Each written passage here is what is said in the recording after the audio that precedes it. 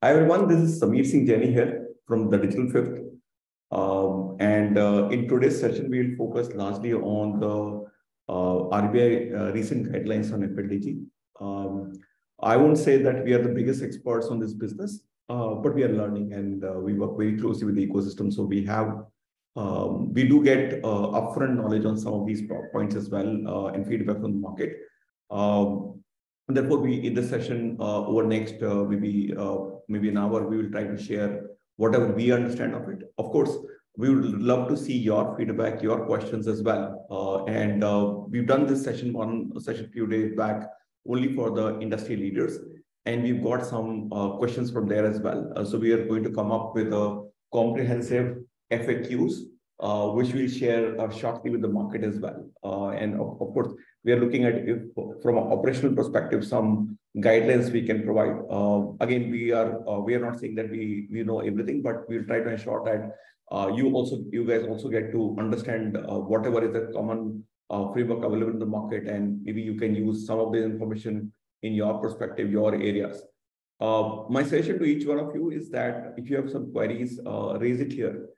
We may or may not have all the answers. If we have, we'll try to respond back on the call itself.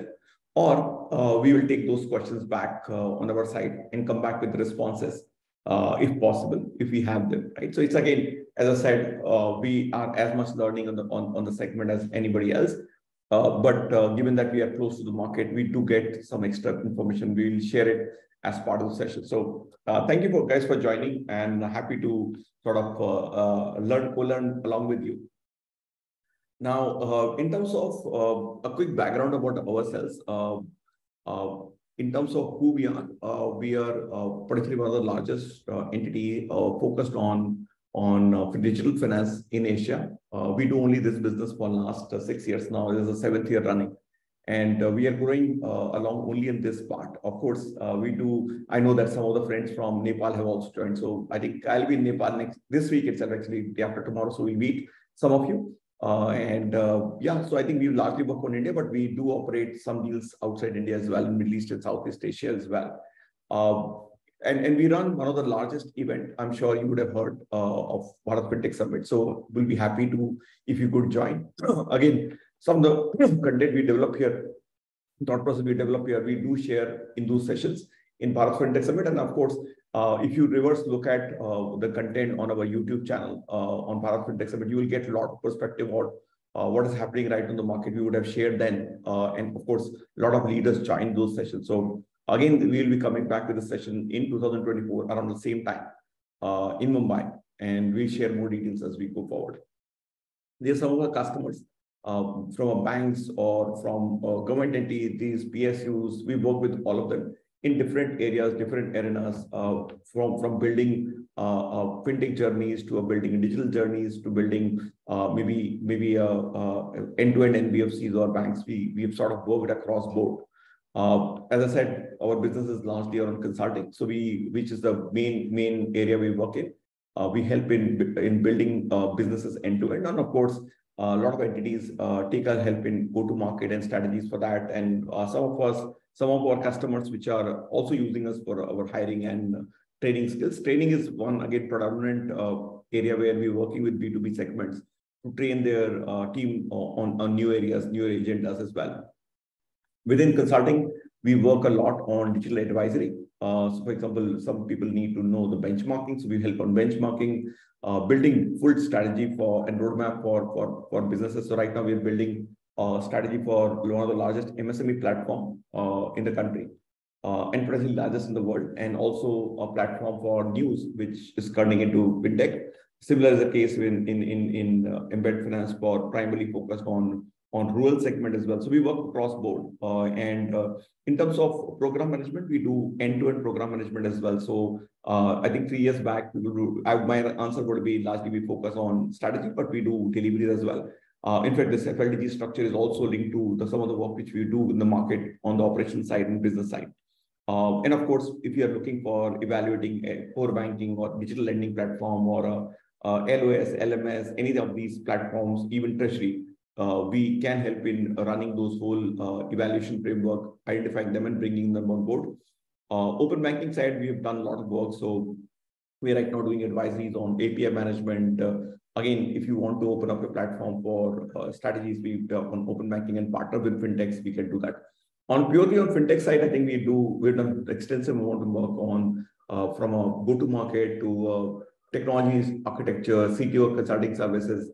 How do you build a business revenue model around that? And of course, partnership with lenders. We do all of that. Security and compliance is again big strength for us, given that our co-founder Shashank is a very sort of deep expert in this area. We use that, and of course, we are right now coming up with a very deep report on B2B. One of the largest VCs in the country, which is on B2B side. So that's something you should look at. A lot of content is already available on our website. So most of the content is freely available on our website. You can go to thedigitalflip.com and pick up almost everything which we are talking right now. And of course, training wise, we work with the largest of the players in the market, including Google or IDBI Bank or Central Bank on their training their teams. It helps them in building their cultures and all of that, right? So I mean, many entities use us for bringing the culture of digital in their organizations. Now, let's come back to the specific topic of FLDG and what it is and what is the context. And of course, please, my request is this is based on, it's not really a full legal interpretation. It's a market practice, our understanding. So if you do go in this path, I'm sure you would take a sort of professional advice from some of these entities. So please go ahead and do that. But this is only a information sharing, not really full advice. Saying, yeah, that deals told me, so we did it, right? So my request is please be more contextual. Now, just a quick background, I think RBI came back on 2nd of September 2022 on digital lending guidelines. And that's where the first time they called out a term called FLDG there. Of course, there they had linked it to securitization, and there was some bit of a confusion around that. That they have solved for right now. So that's very positive for us that they have solved for it. So FLDG details were not available, and they came back with that details on 8th of June, which is this month itself, a couple of weeks back. And of course, what this does change is that whatever LSPs were working on, that structure becomes legal. And now you can do a proper end-to-end digital lending journeys. And I also do FLDG up to some percentage. And it's now kosher. Earlier, it was always question, sahi hai ki galat hai, first to nahi jayenge. I think that has been completely clarified. Of course, it did come with a lot of impact in the interim, but I do believe that it looks very positive right now. Now, what is FLDG? First loss default guarantee. Very simple thought process that when any entity, let's say a fintech, works with the bank, it guarantees that till X percentage, the loss belongs to them, which means that if they have portfolio for a particular month, argument-wise, let's say 5 crore with a lender, and over next maybe few months, 5% of the whole portfolio behaves badly, and there's a loss of 5%. That 5% loss belongs to the fintech, and the remaining 95% of the portfolio remains there. So the loss is first taken 5%. So if suppose overall loss of that maybe there's 10 crore portfolio, it's a 10%. So 5% is first taken by the fintech, and less 5% is taken by the bank.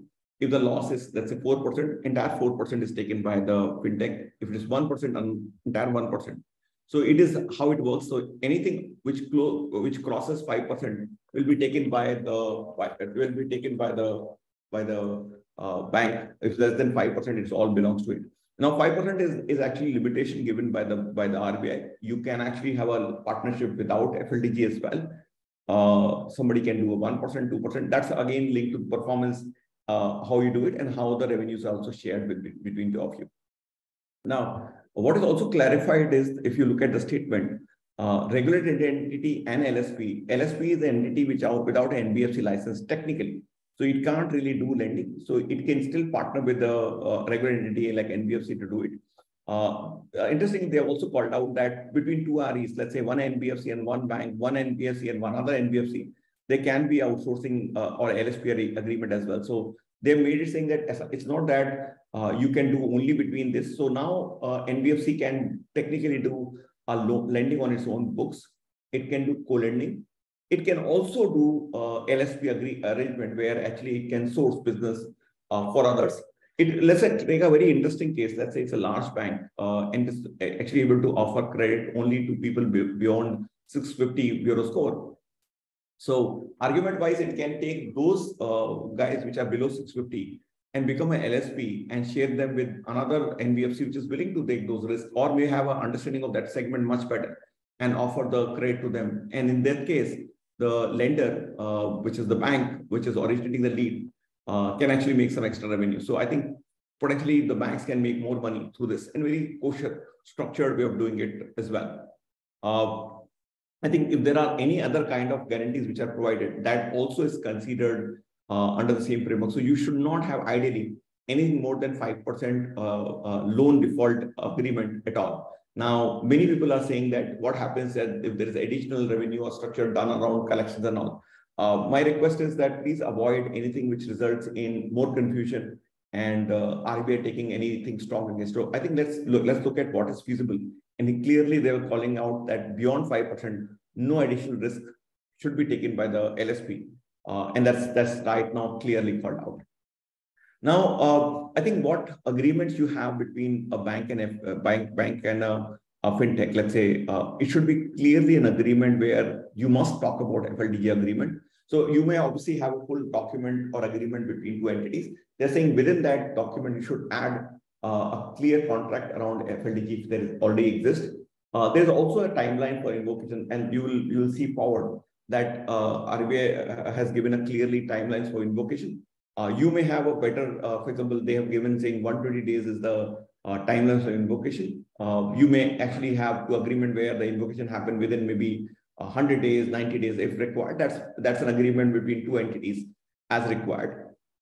Interestingly, they have also called out in the slide, if you see, disclosure requirement of LSPs have been called out, saying that total amount of portfolio which they have exposed and amount of FLDG they have offered, all of that has to be published on the websites. For example, we were doing an exercise for a leading agency a few days back, and we wanted to see what kind of relationship between two entities exist. It was not available because even after the basics are not there. For example, many fintechs have still not called out who are their banking partners. Many banks have still not called out to their fintech partners on the website, but many have.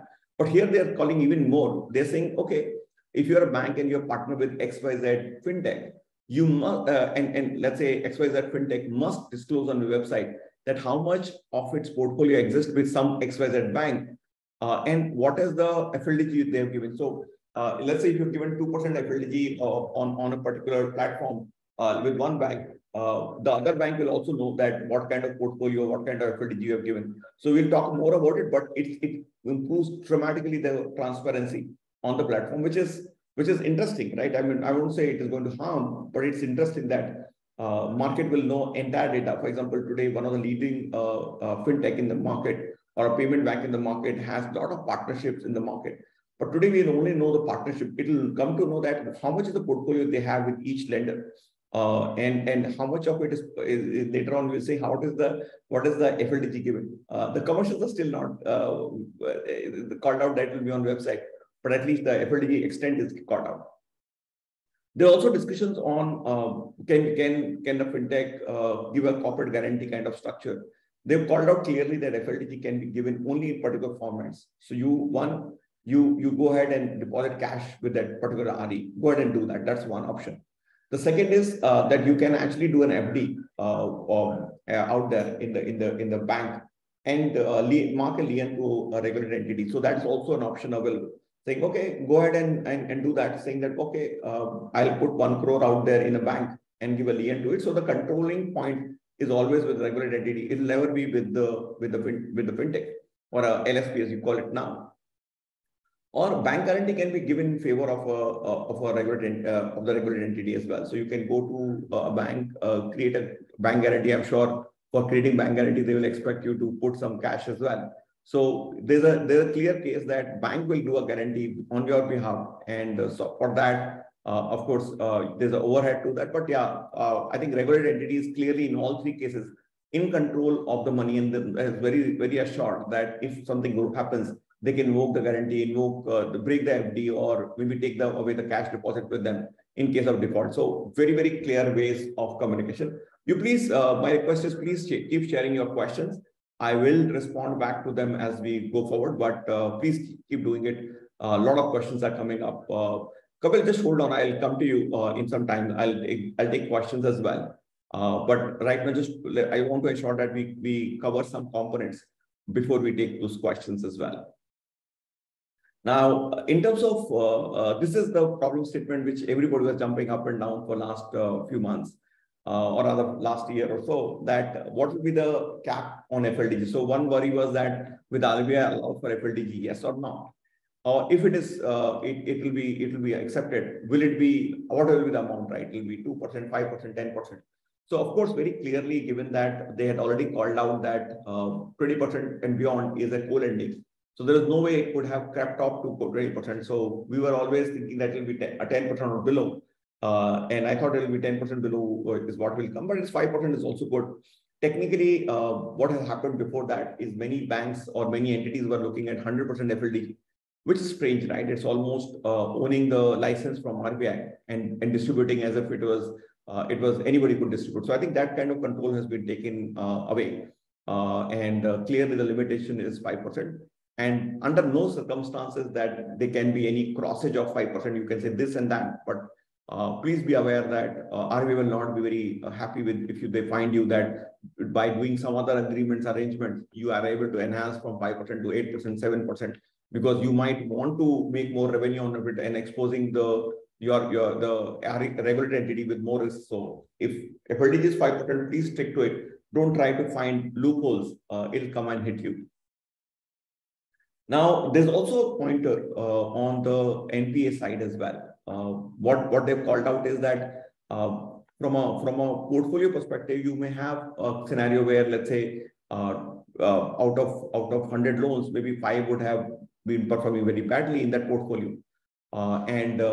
Let's say on that, the entire NPA loss is fairly high, and that maybe the amount of loans were high. So the entire loss is, let's say, 6%.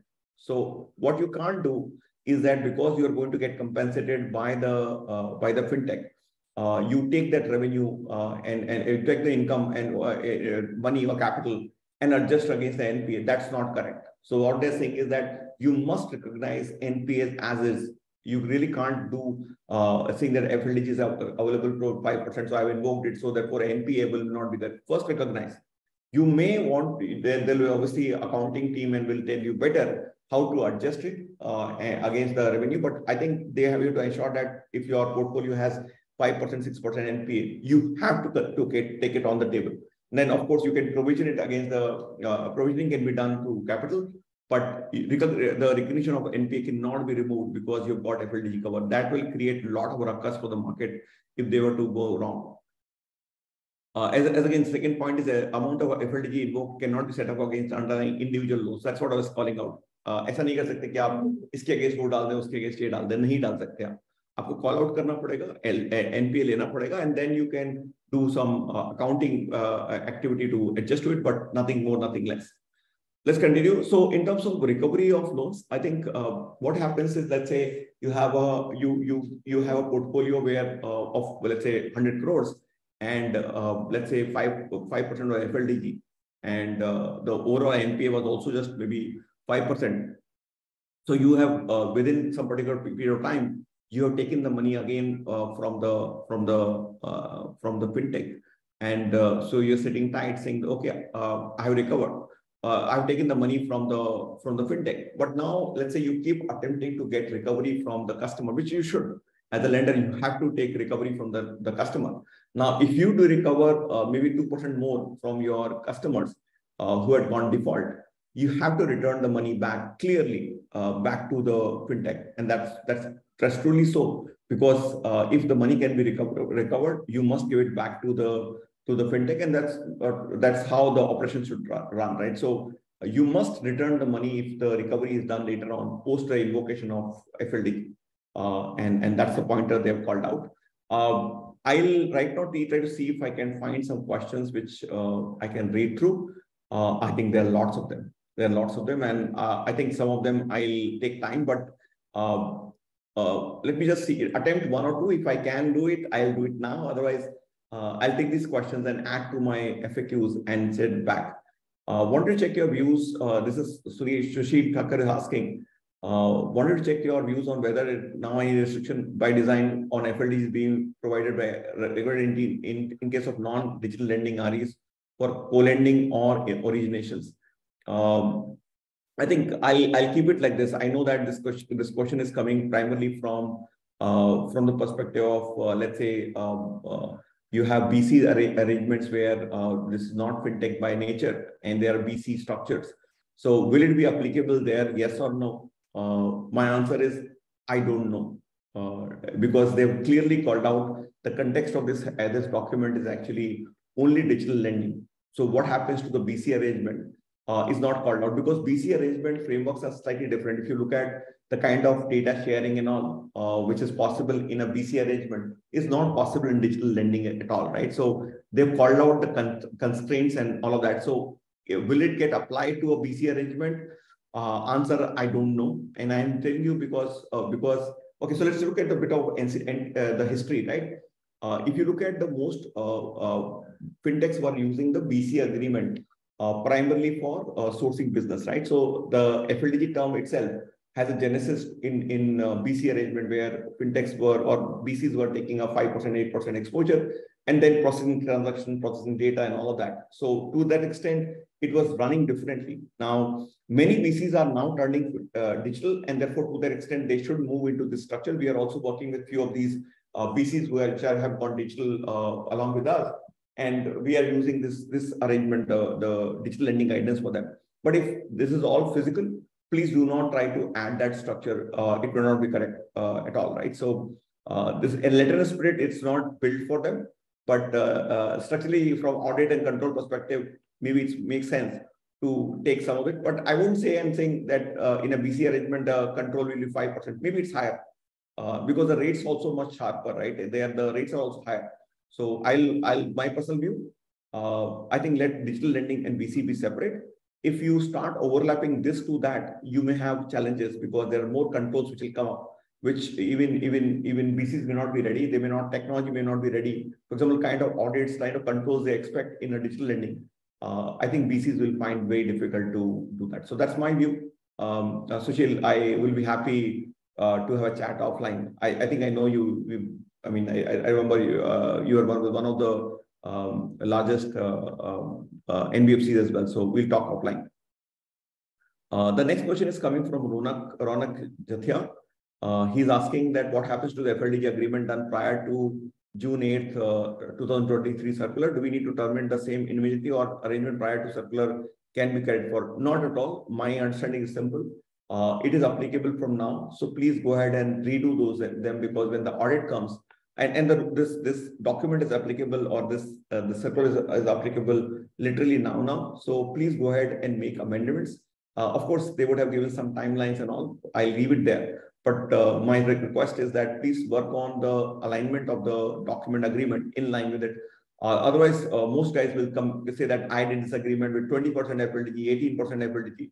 I think that's going to be a disaster, right? So please go ahead and make edits as required. Okay. Then the question is, what happens to the existing FLDG, which has remaining tenure of 2 years and above when FD is already praised portfolio standing in that FLDG, which is Sumit's question, very similar. I think please align to the current structure immediately. Otherwise, all RBI regulations will get flouted because you say, okay, I did it earlier. So please align. There are no choices. I think you also know that there are no choices. So please go ahead and do that. Can you just take those notes, right? Response, right? Okay. As the FLDG guidelines have been provided for digital lending, can FLDG be taken for non-digital lending loans? I think the same question as I said earlier. It makes no sense for us to link it. It's different. And if you do it, you will do it slightly. You'll have so you can't read it partially. If you believe that BC arrangement, whatever you had, were to be moved to a digital lending guidelines, so please adhere to it, not do partially. It will not help at all. Would the recent FLDG guidelines applicable and affect all the existing DLG arrangement between REs or LSPs, or would the entities have to change the structure of their arrangement to accommodate for the new guidelines? I already spoke about it. Do it now. As an RA, can I use FLDG amount for my NPA provision purposes? As I said, no. you first need to ensure that you recognize, and then after that, how do you adjust will be accounted. So you have got the money coming in, and you can include it into your adjustment that you can do. But first you have to recognize that, and then you after that you can obviously use it for whatever purposes you not want. I'm again not a accounting consultant, right? So I don't do build books, so I don't know how exactly you will do it. But first you need to recognize what is clearly called out. Then the question is that what would be the treatment of FLDG invoked as the same cannot be treated as a recovery of the individual loan which gone into NPA? I just told you that from you need to take that as a money in so you first have recovered the NPA. You know what the losses are. Now, how do you provision against that? Is clearly that money which comes in from the fintech, which is clearly called out, which timelines you take that, and you will put adjustment against that. But it is possible that your accounting team will now not actually specifically adjust only that. They may do it at an overall level. So that's a overall NPA management, how you do it and how you do provisioning. You will not do it only for this portfolio. You may do a broader level, but what you are doing is you are taking that money back from the fintech and adjust accordingly. So I think this is something you should talk to your CFO. He will not do it adjustment against the specific portfolio because it makes no sense. Why would you do it against it? You will take it, then you will put it in the overall portfolio. That's my take. What about FLDG under co-lending between REs to REs? Look, in a co-lending agreement, there is no FLDG. Their exposure, and if you have an FLDG under co-lending, you are making another. I think my understanding, and whatever I see from the ecosystem, it may not be correct, right? So it's clearly called out that in a co-lending architecture, you have 20% exposure taken by the 20% or beyond should be taken by the sort of originating NBFC or a bank, whatever you want to call it, or RE as you call it. And so that ratio should not be less than 20%. It's already called out. In that case, why would you have an additional 5% FLDG? It's incorrect and maybe just not acceptable. So please do not, I think my recommendation would not be to do another arrangement there. It makes no sense. Does performance incentive and collection incentive increase hurdle rate get covered under implicit guarantee? I don't know. I'll tell you why I don't know is because I've seen agreements done with a clear guidelines, and there are agreements which are very convoluted, right? So I don't have an answer for it. I don't know what context or what documentation you would have in your agreement. So I don't have the answer. So I don't provide for it. Ideally, it should be segregated. Irrespective of what you do, you can't have more than 5% guarantee out there. So avoid it. If you believe that there's already 2% guarantee linked to some collections or something else, then maybe you should not put another more than 3% on the other side. So be aware of it. I know that what you're saying is that, okay, if I help in collection efficiency and I can increase the revenue, so I'll get more compensation. So again, that I can adjust something more avoidable. Too much of synthetic stuff is already happened in the market. And I have gone through a situation where I was talking to a banker and he says, I will not move an inch before I do 100% FLDG with anyone because that's my policy. I mean, there's no such policy which is required, but people end up going against the rule, knowing well that artificial NBFCs cannot be created. But as that happened, right? So avoid, highly avoidable. I've also got some more questions here. I think then the question is that DSAs are also doing the same what proposed LSPs will do. What will be the difference between LSP and DSA? In the DSA world, you will do physical documentation, and that is not getting covered here because you need to realize that it's linked to how digital works, and they've kept it like that because DSA agreements will have a different approach, different connotation. And of course, even in the market, LSPs are much smaller and DSA is much larger, right? So I think if you put on DSAs may not technology process to adhere to it. So they're right now, and this all file-based and document-based. So I'll leave it there. Let's not try to create a structure out there. It may not be helpful at all. In terms of a company has a particular data which might be useful for LSP to digitally lend. What would the business framework and collaboration against API monetization? So Sandeep, I take this question. I'll talk about it later on because we are going to talk about embedded finance where the data will be stored with you as well. So I think it's slightly broader. You're talking right now not about FLDG but into talking about digital lending guidelines. I'll hold for that. What about FLDG? I think another question on the same thing. What about FLDG under co-lending between RE and RE? That's not correct. If the lender materially changes their interest rate post this regulation, would it be considered as an FLDG? I think I don't know the context in which you said, but not really. I think it's linked to how the risks are shared between two entities. And of course, risks will also result in some revenue. So I don't know the documentation. I really can't respond back.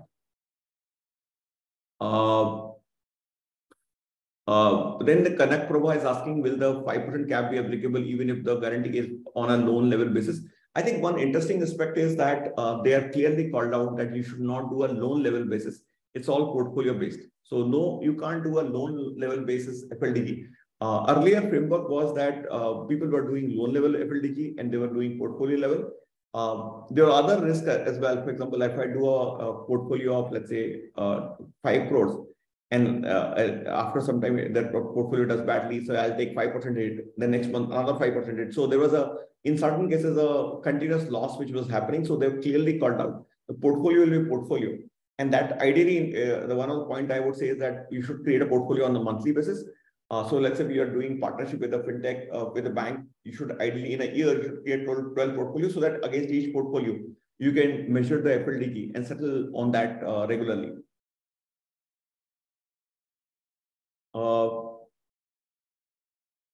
I think there are more questions there.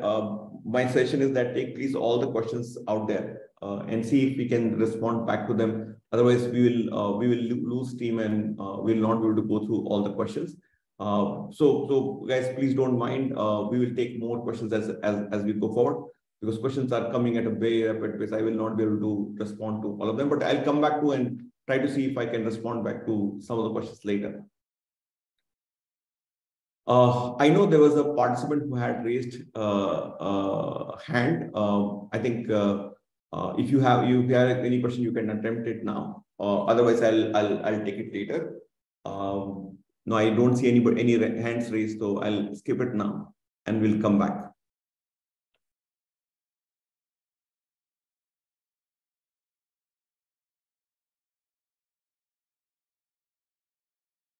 Now, this question, treatment of FLDG for regulatory capital, I think I'm not the biggest expert in this area, clearly. This will be maybe spoken about by sheer the guys who are in compliance or maybe into finance function. But what is clearly is that this money should not be added directly to regulatory the capital itself, because it will get invoked. For example, some of the money will be invoked only in a particular condition. And therefore it should not be added, but that's my understanding. I will not go and speak about it because that's not my area of my comfort and knowledge. Now, it comes to invocation of FLDG, in terms of by when you can invoke, clearly timelines are called out as 120 days. So if the overdue has happened, let's say payment was supposed to be done now, and overdue period is, let's say, 30 days, 60 days, 90 days. Now, RBI is not saying that you can go beyond. RBI is clearly saying that FLDG must be invoked within 120 days. Now, the logic would be that if you don't invoke, then the risk will keep increasing. So you invoke within 120 days. But you may it will be agreement between you and your fintech partner. In some cases, you may want to invoke after 30 days. Some cases you want to do a 90 days. It's up to you. Ideally, you should do after 90 days because you would want to it to become NPA before you pick it up. But you may also want to provision upfront if that is required. That maybe some expert on NPA will talk about it. But you must invoke this FLDG within that and for that portfolio. So there'll be a lot of accounting to be done. For example, you do 12 portfolio in a month with a particular lender. Each portfolio will perform differently, and for each portfolio, you must do FLDG invocation within that time. And as I said, the portfolio should be done monthly basis so that you can invoke that within 120 days and should not go beyond. Now, in the portfolio itself, one particular loan will be issued on 1st. Another portfolio loan will be issued on say 30th. Now, in this case, the duration will obviously vary. So it's best for you to recognize on a portfolio basis, on a monthly level portfolios, and must do within 90 to 120 days. You should not go beyond that period. It will become issue. And RBI is also worried that the risk which will because of NPA, what if First, the risk is 5%, then 10%. And what if it keeps increasing? And then if you invoke all the FLDG, the company itself, the fintech itself will not have more capital and they will not be able to run their operations. So while you may recover your money, the fintechs may also not have an operations ready because it happened during COVID because of FLDG. When it was invoked, many companies just expired in that period, right? Just couldn't manage their running business. Another, clearly from a tenor perspective, they're calling out that from a duration perspective, if you have a loan of, let's say, 1 year maximum, then you must have ability going beyond it. So the way you should ideally operate is that, let's say, you take an FLDG from the player, you do an FD. Let's say if you want to do 1 year loan, and you are going to run this process for 1 year. The agreement is for 1 year, then the 1 year loan will run for 1 more year on the last month. So ideally you should have 2 years long FLDG to be done. Ideally, since it's a portfolio level, you can actually start playing with it because you don't want to expose yourself for, but let's say, for example, you want to run a 30 crores of portfolio over the next maybe 12 months. You would not want to block the entire money upfront. So you have to play with it properly. So you may want to do an extra deposit of money or a guarantee every month based on portfolio you want to generate. That will help you in ensuring that you are not running out of capital. Otherwise, fintech will actually end up giving a long-term money, too much of money, and they will run out of cash as well. So you need to be very conscious, but minimum that the longest tenor of the loan should be, the FLDG tenor should be more than the longest tenor of the loan existing. So for example, if on a particular FLDG or a portfolio, the loan is for 12 more months, then the FLDG should be actually for more than 12 months, right? As simple as that. Another thing which everybody will have to work on is the eligibility criteria. So they have to build a policy. So all boards, all REs who are getting into FLDG agreement must have maybe technically two frameworks, right? One, I think it will be good for them to create an FLDG policies. I'm sure they will have a policy for fintech partnerships. Within that fintech partnership policy document, you must create maybe FLDG agreement framework as well. So for example, you want to ensure that this is how the operations will work, this is how the policy will work, this is how the process works. So you may want to create an umbrella policy under the fintech agreement, right? So a lot of entities have fintech policy. Within the fintech policy, you can insert this FLD framework as well, because you will already have something to talk about there. And take that whole gist and deploy it in individual fintech partnership. For example, you are a bank and you are going to partner with another fintech now, or you already partnered with 2 fintechs. So you already have a board policy for partnering with fintechs, and within that you have a FLDG framework and operational ID and all of that is there. Then when you get into one particular partnership, you actually can inherit those frameworks and deploy it there. That will be much better. Otherwise, every business guy, let's say some on rural, some on corporate, some on MSME, some on let's say PL, all of them will on consumer lending, all of them will come back and ask for different frameworks. So ideally, you should have the same framework for all of them. Now, what should the policy include? Of course, eligibility criteria. Now it brings, so earlier you would look at fintech as a fintech saying that, okay, I'm working with a fintech, but now you have to put the digital lending guidelines had a lot of frameworks to say, you do this, you do that, you do this, you do that. They've added more to it, saying that there should be criteria for eligibility of FLDG provider, which is slightly more than just a LSP. You have a specifically, uska paisa hai ki nahi, wo bhi dekhna padega. Nature and extent of FLDGs, for example, you may say, I will only take FDs. You can create that criteria if that's what you're looking at. You are always worried that FD, the bank already invoke hoga ki nahi hoga, kuch hoga ki nahi hoga. So you can actually take a view on that. So you should have a framework, because that you have to monitor continuously. Ideally, it should be about FDs which can be partly broken, and you can add more FDs. So operationally, you have to realize, because this will result in a lot of operational issues with the bank. So you do first FD, then second FD, and then break half of the FD because FLDG had to be invoked. It will be a bit of a messy. You may want to put FD in the bank, but just imagine you will get no interest. So it's better to put an FD, at least with lien, and you will get some interest back and the FD matures. And then when the maturity happens, you will have to rebook another FD, but at least the interest belongs to you. Process of monitoring and reviewing of FLDG agreement should be there, because again, there is a risk which will come up with time. where people will say, let's scale up business, and then FLDG agreement is not able to support it, and maybe there is an operational issue which comes out here and there, or maybe viability of the fintech goes down. So please be aware of it. And there should also be a clearly framework that within the structure that because we are giving FLDG, there should be a framework also for what kind of fees you will pay to FLDG provider. So there is, of course, you pay FLDG provider fees because he is going to give you credit or a customer for you. So you must have a framework to manage that. You keep sharing your questions, I'll come back to them. One more aspect which always I've seen a lot of times getting flawed. Because you are getting 5%, 10%, 20% FLDG, you are very sure that jo bhi hoga nikal hi lenge. So there were a lot of issues with the credit quality on the credit assessment on the bank side, and they would leave it there saying, boss, wohi kar lega. Apne paas to paisa hai. I think they're clearly calling out that responsibility of credit lies with you, not just in letter but in spirit. So a lot of guys will say, yaar mere system se ek API dal denge jisme approve ho jayega, auto approve. देखते ही नहीं है क्या फर्क पड़ने वाला है, FLDG तो है, बट दे थिंक क्लियरली तुम्हारे पास कंट्रोल होना चाहिए, demonstrable control should be there. You can't say that boss वो कर लेगा, उसका लॉस है, नहीं आपका है, बिकॉज आपको तो एनपीए दिखाना पड़ेगा, right? For example, what if you have a 5% FLDG and you have 6% NPA, आपको दिखाना पड़ेगा आपकी बुक्स खराब हो गए, and then you repair through the FLDG money, that is going to hurt you, right? So it's rather be kosher there and be able to validate कि मुझे देना है कि नहीं देना.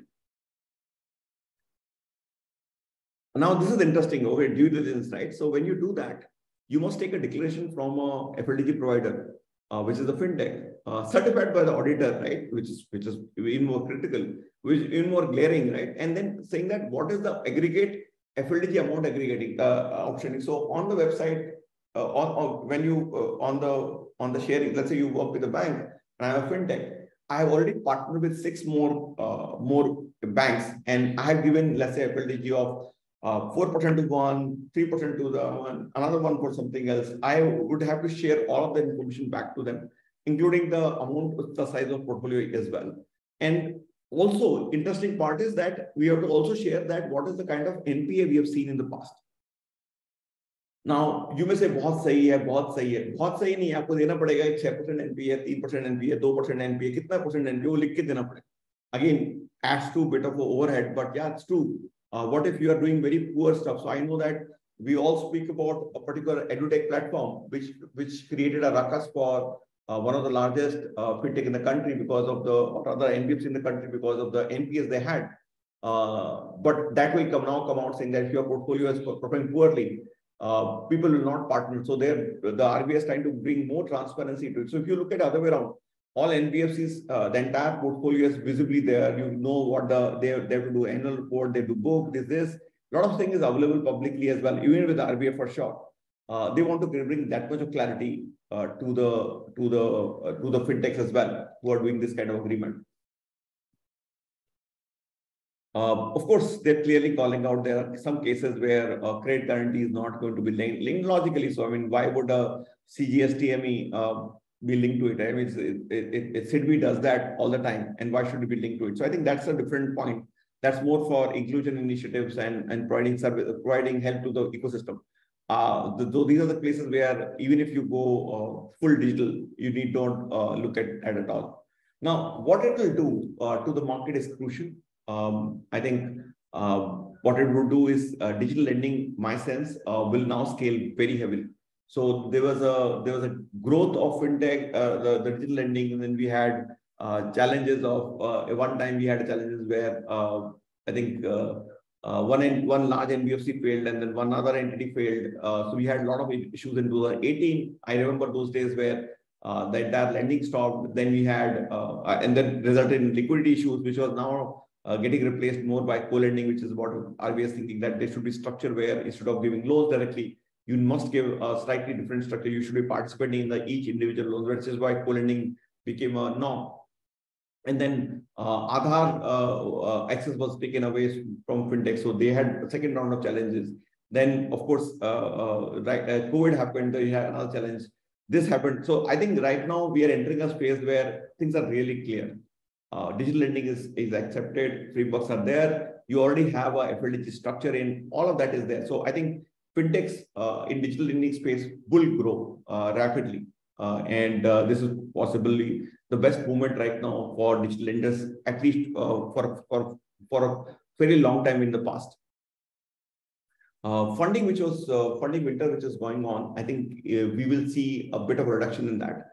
And we should see higher investment coming in this area. So of course, digital lending became a predominant area where the funding will do much more. We also seen large players like a Paytm or like a Paisa doing fabulously on digital lending, and they're right now doing it without FLDG framework as well, potentially.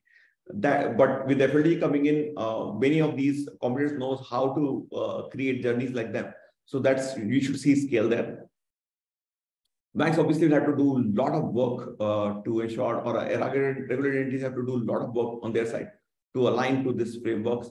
Of course, fintechs will have to also build frameworks, controls, processes, and all of that. LSP portfolio obviously will be exposed to public scrutiny. So all fintechs will have to put all their data on website for people to look at the portfolio level. That's the pain point. And of course, LSPs will have to share a lot of information, including defaults, with the regulated entities, which again will increase transparency. And of course, what will happen is that the entire ecosystem will be transparent. So if somebody has 2% FLDG with one, logically everybody else will copy for it. Of course, they will not know the fees attached to it, but I think everybody wants to go towards common denominator. So my worry other way around is that either you will have no FLDG or you will have 5% FLDG. I don't know how many cases people will do negotiate it back to a 2 or 3%, because when FLDG control was not there, there are many lenders who would only work at 100% FLDG and then saying, I'll reduce it to 20. I can't go below 20. Meri mercy. So I think we have to see how the market matures, but a reset will happen to 5%. And after a year or two, this number will come down to more like a 2 or 3% as the maturity happens of a fintech. Because if your portfolio is doing well and maybe have NPS, let's say 1%, you actually can go back and command saying, boss, my portfolio अच्छा ही है, तो मैं क्यों तुमको 5% दूं? You can actually ask for better commercials and reduction in FLDG as well. Because finally, I mean, you may think that 5% is not big money, but 5% is a big money, because even in banking world, where the capital adequacy levels are limited to say 10, 12, 14%, somebody is giving you 5% on it. So there's a lot of capital to it. So I think it will settle down to much lower level. That's my take. I think I'll pause for a moment and take some questions. I know that we have jumped up, we have sort of taken a lot of time to go through it. I'll take some more questions. We obviously work in this area. So, I mean, if you need some support and guidance, we can work on it as well. But in the meantime, let me just take some questions as well. We can help you in process and controls around that. You may still need for NPA management and all. You may still need to work on it. Of course, you are looking at partnership in the market and something like that. We obviously can work on it, build business model around that. But that's our the consulting side. But let me just see if I can see some questions. And also, Sakshi has just shared the link for you to give your feedback. We will share. I mean, if you have queries, you please share on the. Maybe you can drop the email ID and they can share the questions. Not directly to me, maybe to you, and I'll take it up as well. So please share your feedback on the site. You can also share with them our website where they can pick up our report as well. And maybe and many of you may be worried that you want to see this video again. You can actually see on our the 5th is the YouTube channel where you can see. And of course, maybe if some of you would want to join our WhatsApp network. We run a WhatsApp network as well. You can join that as well. So on the website, you will find link to join our WhatsApp group. Please go ahead and join that as well, because that's where we share a lot of insights on a regular basis. So let me see what else I can respond back. I know we would have, actually in the session, I wanted to take detailing of digital lending guidelines as well. But I think I'll have to take it later on, because let me just respond back to so many questions which are coming right now in front of me. Just one second. Performance guarantee by OEM, and of course this deck will share as well with you. So don't worry if you do give a feedback now. we will share this document as well. And also to all those give feedback, we'll also send the FAQs, which we have gathered over this session and the previous session, try to respond as many as we can. And happy to take your feedback. If you believe that we should improve on some of those FAQs, we will do that. Performance guarantee by OEM on electrical vehicles linked to with vehicle performance can be covered in DLG, as the vehicle performance is also linked to defaults by customers. I think it's whenever it comes to embedded finance, it is complicated. It is complicated. So some component will be outside the framework. And I do believe embedded finance, where somebody is actually underwriting or providing support, will be different. I really can't comment on it because I know it's correct what you said on OEM side. For example, EV vehicles are doing it a lot because they know that there will be risk. But I would want to sit and do it directly on a real use cases rather than give you a generic answer. I don't have a very generic answer to it. Yeah, I really don't have a generic answer. So let me see more questions. Historically, lenders wanted the FLDG coverage because fintechs found customers who did not have a credit history or could not underwrite the credit risk. Doesn't a lower FLDG mean that lenders will be cautious about who their end customers are and their ability to pay back? Hence, most fintechs end up lending to customers with good scores or going after the same customer file, even with newer credit segments. So I think you are right in a sense where fintechs were running with either NTC or they were working primarily with people with low score. That's true. But the fact of the matter is that there has to be a cap on limit which can be provided. If NBFCs anyways will exist to cater to that market as well. And there are a lot of NBFCs in the market, thousands of them. So I think this responsibility is not alone of fintechs to solve the country's all problems. So I think what they're saying is that we have given you a leeway. So we have moved from nothing to everything that was possible a few days back to zero, literally. Now we are back to 5%. I think important that we use this time to improve.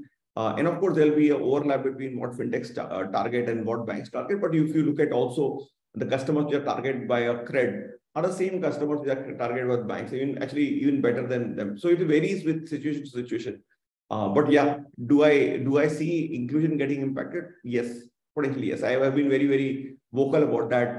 That fintechs were helping a lot about from the inclusion perspective, which if they would have brought it down to zero, would have seriously impacted the inclusion side, which was very visible on the ground, right? Yeah, please keep sharing the form feedback. How many of them come? Can you just tell me? Yeah. Okay, and we'll share with you the presentation as well, along with the FAQs which we'll create. Can a bank as a designated agency take full Aadhaar number to assist informal customers to get themselves registered under Udyam or Udyam? I don't think it's linked to this discussion, so I really will not be able to focus on it right now. What about readjusting FLDG FD after payout of NPA, meaning stopping disbursement till existing 2% to 3% portfolio is declared NPA and recovered, and then starting disbursement after? I think it's an operational thing, Sumit. From a framework perspective, operation side, I think we have to document and how to do it. It's a very specific question. I don't really know an answer on a runtime basis.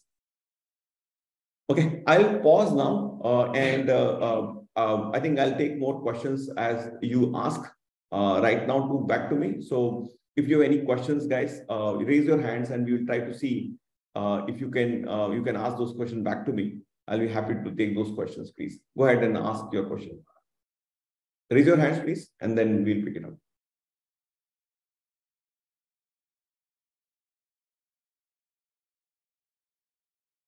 Okay. I don't see anybody raising hands. Let me respond back to one more question. Is there any timeline for LSPs to showcase all the relevant information of their partners on website? If they don't follow any guidelines there, I mean, Ankur, मैं क्या बोलूँगा? Guidelines नहीं follow करोगे तो आपको breach करोगे तो आपका regulated entity breach करेगा, वो breach करेगा, because it's also onus on the regulated entity to ensure that portfolio is also shown on the website of the partner. So I think it's as much a responsibility of regulated entity as well as the fintech. So I think it's a flawed question saying, let me know if I can break the rule. If I break the rule, what happens? I mean, I think you should be ready for another challenge, right? I mean, tomorrow, what if that regulated entity gets actually debarred because they did not control the partner? So I think if you're a small entity saying that boss, मैं 5 crore 10 crore का कर रहा हूँ disbursement साल का, कोई bother नहीं करता, right? So I think you and me both know this. But if you do it at scale, be ready. And anyway, 5 crore में किसी का पैसा भी नहीं बनता. So this is what are we talking about? Once FLDG has been, so Shreya is asking, once FLDG has been invoked, can RE ask SP to repay full shortfall such as the, yes, possible. It is possible that the entity can actually ask for a shortfall to be restored back to 5%. That's how it should be done. Otherwise, what will happen is that, but it depends on the portfolio. So you have to think from a portfolio to portfolio perspective. If the first portfolio had a 5% FLDG and it's run off, and the second portfolio also has something, so it's an adjustment you have to do on Excel against portfolio to portfolio rather than a very generic response. So what you said is the reset can be done or not. It's linked to how the portfolio is structured, and you may have 12 packets of different schedules and different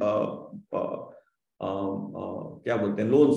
किसी का 5 crore किसी का 10 crore, वो total करके देखना पड़ेगा. It will not be a generic response. We have maybe 4-5 minutes more. If you have any questions, great. Otherwise, I'll pause now and close. What my suggestion is that if you have some question, please fill the form as well, and we'll come back.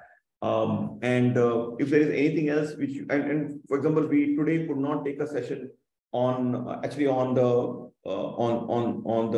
digital lending guidelines, which also got clarified. So maybe we'll come back if you need. We'll come back and do a full session on this as well. Of course, this content is something we'll share as well. So I'll pause now and we'll close. I think we're almost on the brief side. Thank you guys for joining us. I'm so happy to be with you.